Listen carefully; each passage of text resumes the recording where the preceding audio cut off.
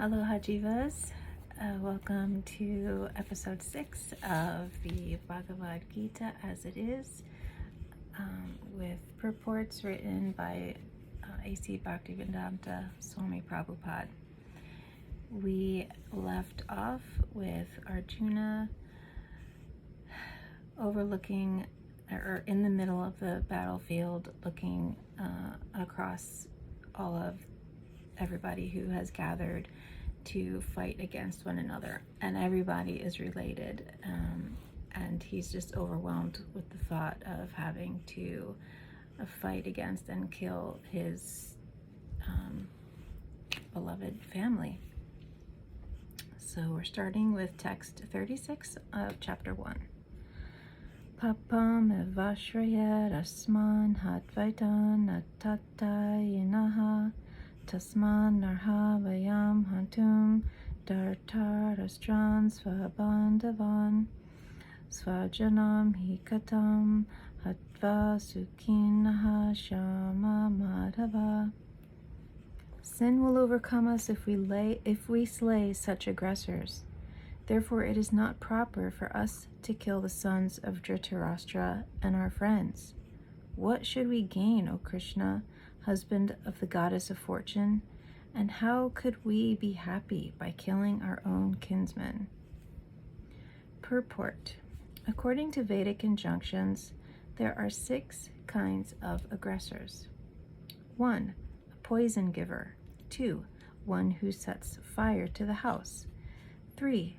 One who attacks with deadly weapons. 4. One who plunders riches. 5. One who occupies another's land, and 6, one who kidnaps a wife. Such aggressors are at once to be killed, and no sin is incurred by killing such aggressors. Such killing of aggressors is quite befitting for any ordinary man, but Arjuna was not an ordinary person. He was saintly by character, and therefore he wanted to deal with them in saintliness. This kind of saintliness, however, is not for a kshatriya. I remember, as explained yesterday, a kshatriya is somebody that is like a warrior or soldier. And in the Vedic culture, people are understood to be born with certain natural inclinations. And according to these inclinations, that person is duty-bound to live and serve according to your inclinations. So if you are inclined to be a tough soldier, warrior type of person, then you would, enlist in the army and be a soldier. And even for those people, it's not considered sinful to eat meat, because it, that by doing so, it promotes the further the inclination that you have to be a warrior. So other things like being a teacher, a preacher, an artist, a businessman.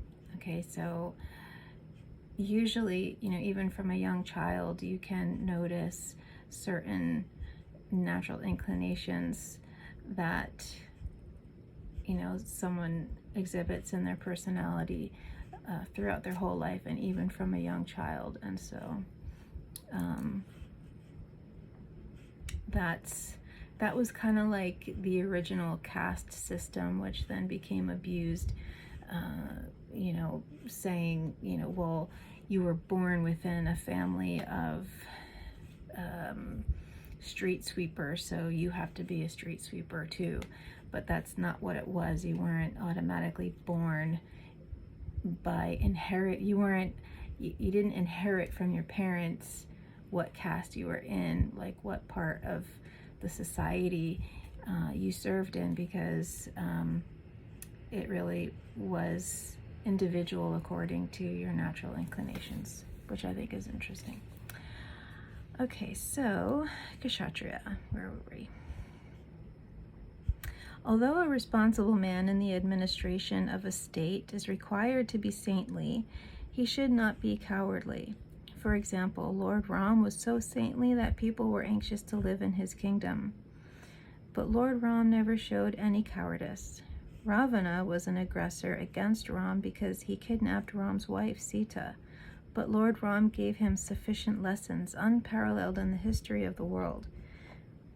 In Arjuna's case, however, one should consider the special type of aggressors, namely his own grandfather, own teacher, friends, sons, grandsons, etc. Because of them, Arjuna thought that he should not take the severe steps necessary against ordinary aggressors. Besides that, saintly persons are advised to forgive. Such injunctions for saintly persons are more important than any political emergency. Arjuna considered that rather than kill his own kinsmen for political reasons, it would be better to forgive them on grounds of religion and saintly behavior. He did not, therefore, consider such killing profitable, simply for the matter of temporary bodily happiness. After all, kingdoms and pleasures derived therefrom are not permanent, so why should he risk his life and eternal salvation by killing his own kinsmen?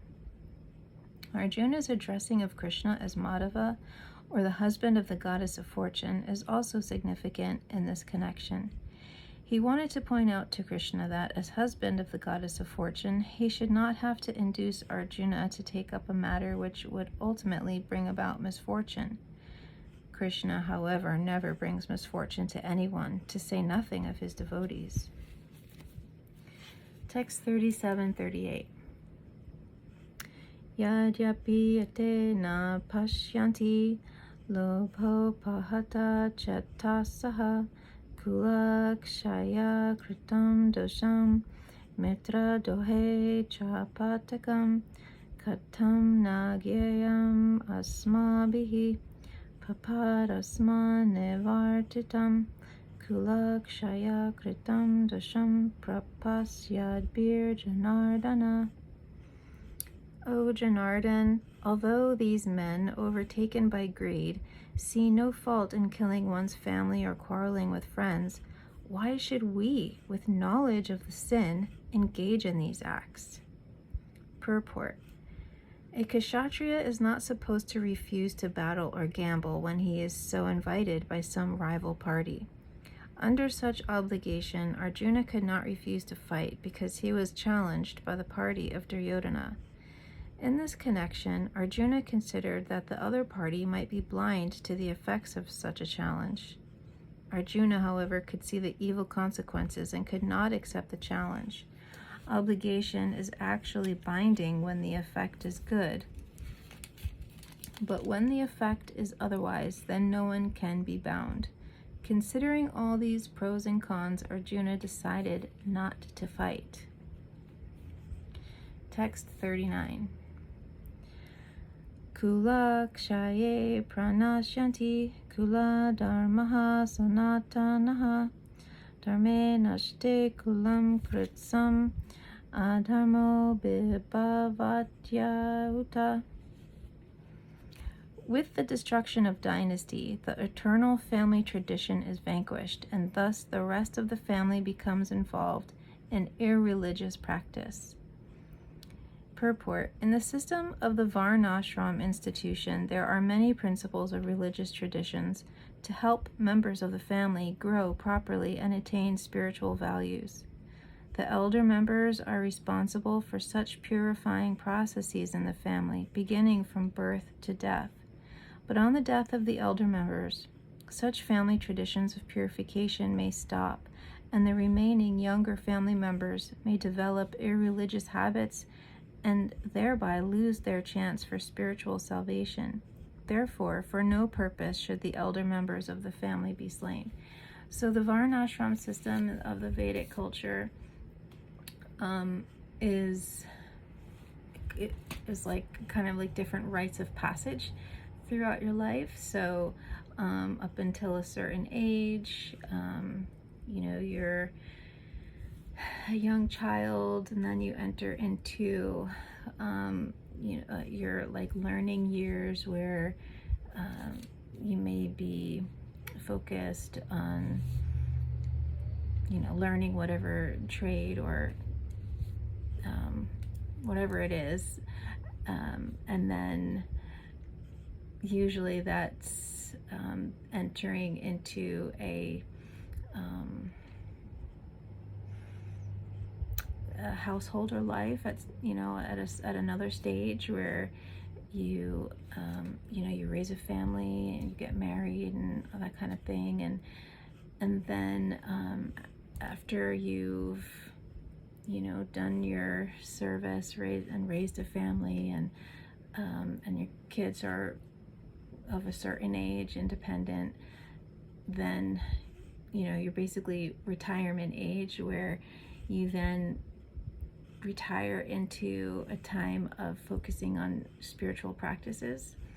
And at that point, like it explains, like that those elders of the family are the ones leading the religious and spiritual practices that they do. So if those people are not there to help guide the family through those practices, then that spiritual awareness and guidance is missing for the younger generation.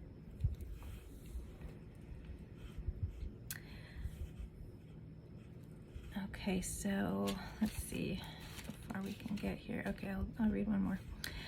Text 40. Adharma bibhavat Krishna pradusyanti kula striyaha strishu dushtastu varsneya jayate varnasankaraha. When irreligion is prominent in the family, O Krishna, the women of the family become corrupt, and from the degradation of womanhood, O descendant of Vrishni, comes unwanted progeny. Purport. Good population in human society is the basic principle for peace, prosperity, and spiritual progress in life. The Varnasrama religion's principles were so designed that the good population would prevail in society for the general spiritual progress of state and community. Such population depends on the chastity and faithfulness of its womanhood.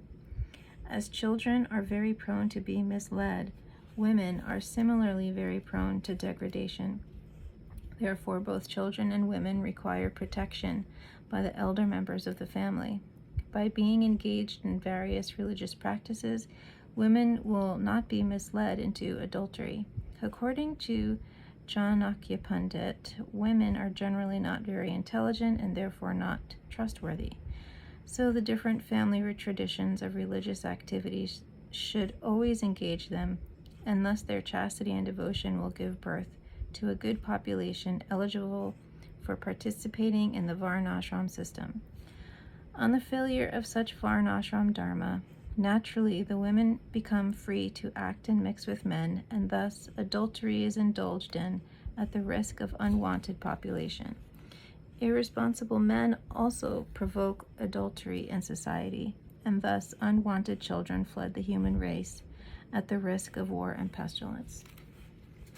Okay, so on the surface, this sounds degrading towards women, but it although it does explain that men are just as prone to these things as women. So the point here, when it's talking about intelligence, it's not talking about like mental, like scholarly intelligence. As we know, women are as capable of men. I think what this is referring to is intelligence, meaning knowledge of self. So when you understand who you really are, like the process of self-realization is that when you come to the understanding that you're not this body, but you're a spirit soul. And at that level of being a spirit soul, there is no, like, the soul is not, well, all souls are feminine, actually. So but they don't have that bodily identification. And as you can see in today's society, especially, how women are objectified, and basically it's because of the form of the woman that is objectified. And so as a result, women are led more than men to identify with their body for so much of their life, until they gain enough wisdom from experience and just the process of self-realization,